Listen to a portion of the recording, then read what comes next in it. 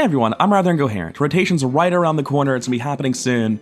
We have a new expansion, Festival of Legends, cards are rotating in, rotating out, cards are getting buffed, and I want to talk about Mage today. We're gonna go over all of that, how the meta decks are gonna shake up, how new decks I think might get built, do some theory crafting at the end. But first, let's just start with the new cards from Festival of Legends for the Mage. There are sort of three archetypes here. The first one is mechs, even though there's only one mech card on this page. And the reason mechs is really an archetype getting pushed here is because a lot of mechs have returned with the core set and they've been buffed on their return. And Mech Mage was a fringe deck that was already somewhat playable before now. So with other decks getting weaker and Mech Mage getting a lot stronger, Mech Mage might actually be very viable now. They don't need much push at all. Audio Splitter is the card they're getting for their class, 3 mana 4/2, Mech, Death Rattle, copy the highest cost spell in your hand.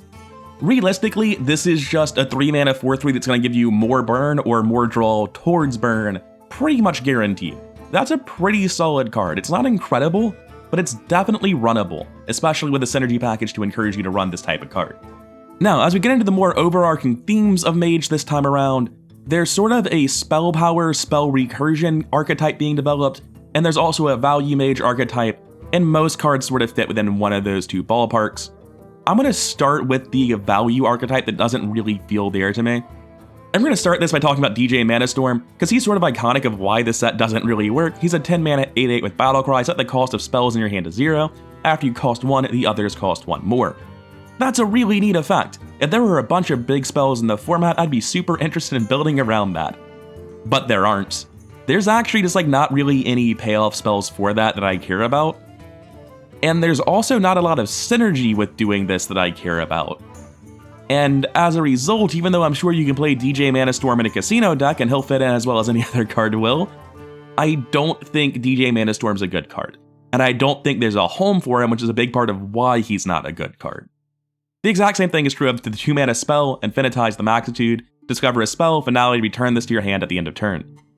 So this is essentially draw 2 spells, one of them is Infinitize the Maxitude, and one is discovered at random, and it's better than draw because it's not fatiguing you, and the idea that we're playing a value deck, and it's going to be a long game, but if we don't have any way to freeze the board, or stop them from killing us, or heal ourselves, or any big late game win condition, if our entire win condition is what if they run out of stuff first, then this could go right in the pile of control priest decks that have never been really viable, because it turns out if your win condition is running them out of resources, aside from a couple points in history, okay, I've missed out on a lot of Hearthstone, I've skipped many expansions. But generally speaking, aside from Control Warrior, there aren't really that many decks that have been competitively viable at a high level where their win condition was run you out of steam. That's generally not a good win condition, and with how fast Hearthstone is today, I don't see any home for a card like this, and with the lack of big spells for DJ Manastorm either. This leaves the cards that are clearly meant to live in the same deck as those guys in a bit of an awkward spot. Synthesize is a clear value card. 1 mana, get a random 1, 2, and 3 cost elemental. That's a really clear value card.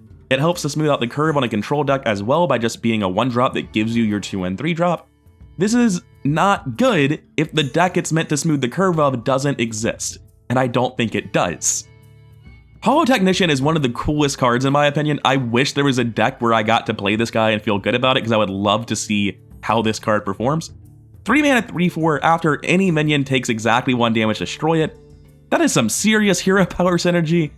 There are other ways you can capitalize on that, but mostly I view this as Assassinate plus Spider Tank for 5. Its downside is pretty severe, let's not kid ourselves, but it's definitely a cool and interesting card, and it's the sort of thing that makes me want to try to find a functional value mage deck.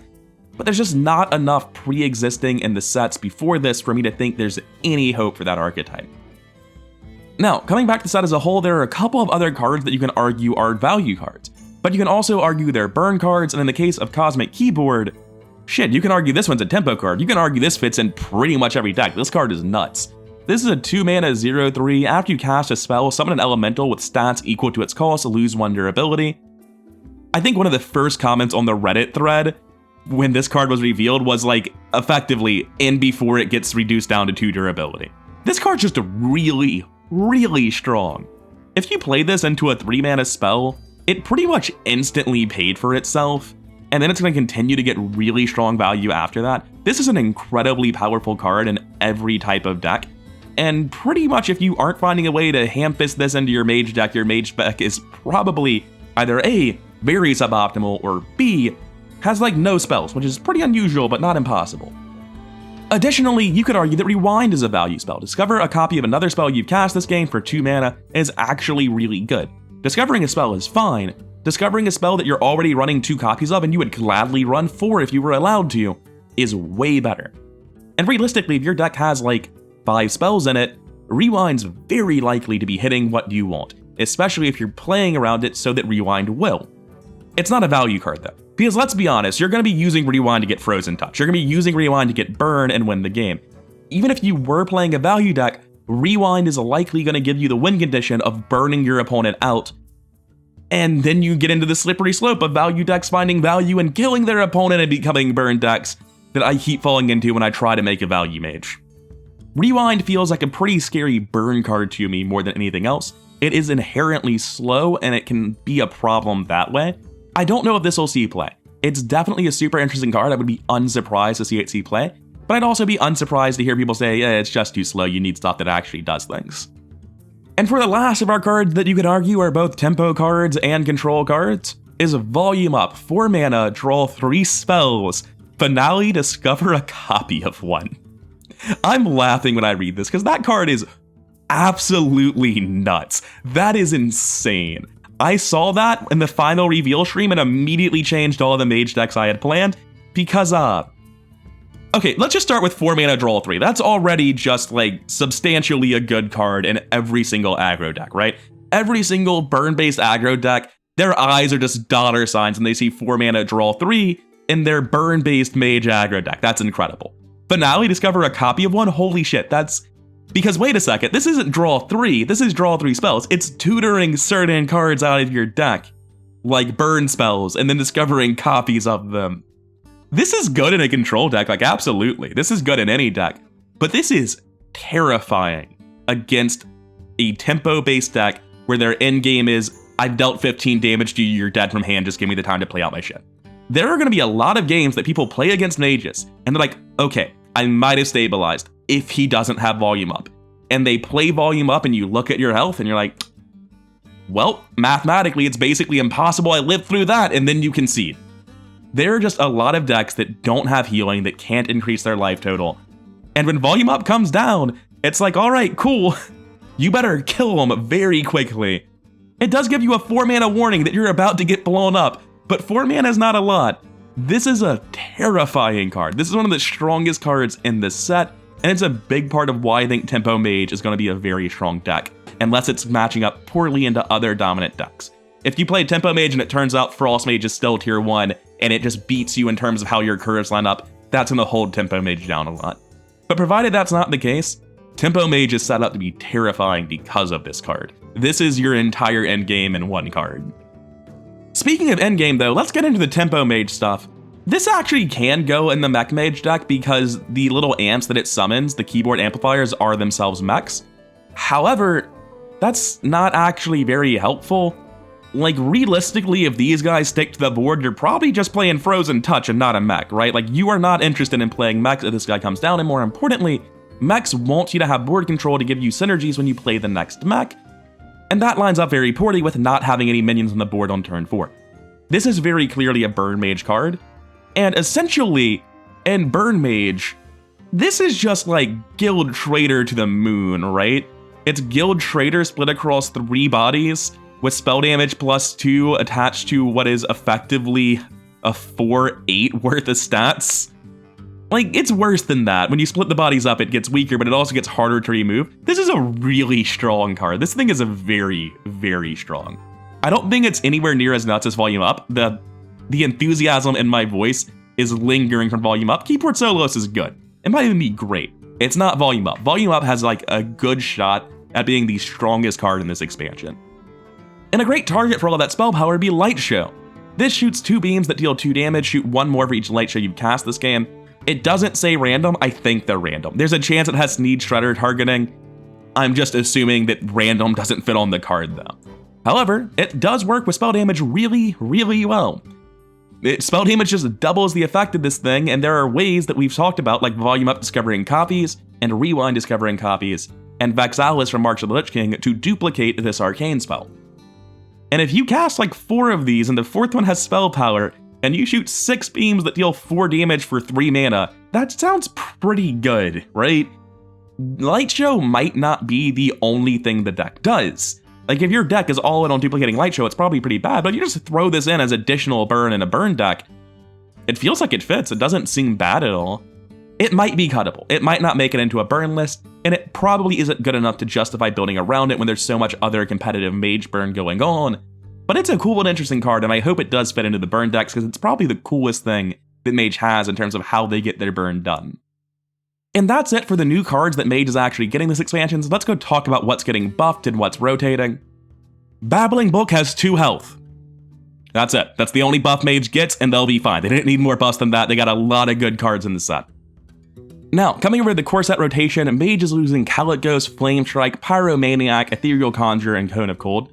Cone of Cold is really impactful, not because a lot of people were running Cone of Cold, because having it in the Discover pool was a pretty big deal for how a lot of other things might play out. So having that go is actually very impactful. This will be the first time Hearthstone's ever had a standard without Flame Strike, I believe. And Ethereal Conjure is like a cool card, but no one's running it. Same with Callot Ghost, same with Pyromaniac. So even though they're losing a lot of stuff, most of it wasn't really in your Mage deck to begin with.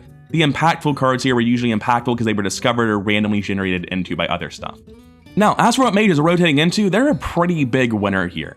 First, they're getting Stargazer Luna. Without the Pocket Galaxy, she's just a good draw card. She's not just going to shuffle through your whole deck, but still, 3 mana 2/4 draw engine is pretty good. Firelands Portal at 7 mana, it's probably not good enough. Like, it's pretty slow. There's better things we can be doing with our time. It's not bad. I can imagine it fitting into a deck, but I don't think it's particularly crazy. Fire Sale is coming into the core set instead of rotating as a tradable evergreen card for Mage to replace the functionality of Cone of Cold and Flame Strike, give you that AoE back. Flame Geyser is a good 1-drop spell, deal 2 damage, add a 1/2 elemental to your hand. Not incredible, but it fills out the curve, and speaking of filling out the curve, I might not have high hopes for Value Mage and Control Mage, but Arcane Artificer is a really important card for that deck. 1 mana, 1/2, whenever you cast a spell, gain armor equal to its cost. That is a huge deal. That is a super important card for that archetype, and it is the thing that leaves me with lingering hope that I can be wrong. That Value Mage has a deck that's going to make it and be functional. At this point, we're going to head over to Vicious Syndicate and talk about the current meta decks that they have listed for Mages and how they're going to fare with rotation. Let's talk about Big Spell Mage.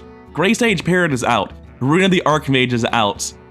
Drakefire Amulet, Modress Fire Eye, Magister Stormhound. It's all out. The stuff you're duplicating, the way you duplicate it, your endgame options, it's all gone. The deck is dead. There's nothing to talk about. Wildfire Mage. Alright, so we are named after a card, and our payoff for that card isn't here anymore. Deck's dead. Next. The only deck that has any chance of continuing to stick around in any capacity is Aggro Frost Mage, which is really just continuing to exist as a variant of Frost Mage because it does still lose quite a lot. It loses Flurry, Iron Deep Trog, Shivering Sorceress, Amplified Snow Flurry, Frostweave Dungeoneer. That's 5 cards in its early curve that are gone. You cut out 33% of an aggro deck and all of it is their early minions? It might be 66% the same as the next aggro deck, but it will not feel like the same deck. That 33% difference is massive. Even though it'll continue to live on without Flurry, it's not going to be the same. Without Frostweave Dungeoneer, without these reliable ways to freeze things, it's really just Aggro Mage now. The Frost is a pretty minor part of it these days. But Aggro Mage will definitely be sticking around. And even though Vicious Syndicate doesn't have a list for it, I will mention Mech Mage and Secret Mage are around. They're fringe tier 4 decks. They're not seeing a lot of play. But they exist and they're functional, which is really important. If you have a new archetype that literally doesn't exist at all, that tends to put it in a bad spot. But if you have a new archetype that existed and was kind of functional, like Totem Shaman was, like Enrage Warrior is, these things have a good chance of being buffed into viability, and Mech Mage and Secret Mage both sit there. Coming over to the deck builder, this is like the all-in duplication Burn Mage variant of Burn Mage. You can see that we're not just running the good burn spells in Frozen Touch and Lightshow, but we're also running all the spell power of Blood Mage, Thalnos, Keyboard Soloist, and Egwin. We're running all the duplication with Volume Up, Commander Savara, and Rewind. And we're also running Vexalis on top of that. And beyond that, we've just got like the best curve we can string together, which isn't great. We've got 2 proper 2-drops. Our 3-drops are also pretty slim, and we don't really have 4-drops either. The deck has a weak curve. And there's not really a way to fix that, and this is why I'm showcasing this extremely hyperbolized deck where you're tilted all the way into the burn, to show that, like, realistically, when we get to a final version of this deck, it's probably gonna be toned back a little bit. I can pretty much guarantee you we're cutting something for Cult Neophyte from this list. There's no way in hell that instead of running a good 2-drop, we should be running something here. My money's on Rewind. I feel like Rewind's just a bad card, and when I post the deck list in the comments, it will be the one that I actually bookmark, which is going to have Cult Neophyte instead. But I do think some variant of Burn Mage, something built on this concept, will definitely be viable. Next up, this Secret Mage list is not really interesting from the perspective of rotation, but it's worth noting that a lot of decks lost things that couldn't be replaced. This is basically the old Secret Mage list exactly as it was, with the addition of Cult Neophytes to help fill out the 2-drops. And it might be good now. Maybe it lines up better against the new meta, maybe the new meta lines up worse against it, maybe Cult Neophyte's just the secret sauce that it needed, or maybe you make a few cuts. Things like Vast Wisdom seem very easy to remove in exchange for some of the newer cards. In particular, some of the stuff like Volume Up would be fucking incredible, and I don't know why this deck isn't already built like that. So once again, when you go to the description, if you take a deck list, this will not have Vast Wisdom. This is going to have Volume Up, because not running that strikes me like I had a brain aneurysm and was writing things down without having to say them out loud, and I didn't hear how crazy I sounded not putting Volume Up in a new Mage deck. I think the reason I wasn't originally running Volume Up is pretty straightforward. If you play Volume Up and you draw all secrets, like, it's not very good. But Volume Up only has a couple of hits. It's got Frozen Touch, Secrets, and Volume Up. And as a secret deck, you shouldn't be too upset about drawing secrets, right? Like, obviously you don't want to play this with like an Arcanologist in hand. That makes the Arcanologist much worse. But it seems like it's legitimately still very good here. It feels incredible everywhere. And lastly, we have Mech Mage. We get another 1-drop from the neutral cards in Festival of Legends, the Frequency Oscillator. 1 mana, 2/1. Battlecry, the next max you play costs 1 less. That's just obviously good. It's not insane. It's not a mech warper, but it's very good. Our 2-drops stay the same as they were, but our 3-drops get much better. We have Audio Splitter now, which can copy things like Fireball and a Volume Up, cards that just threaten to kill your opponent eventually.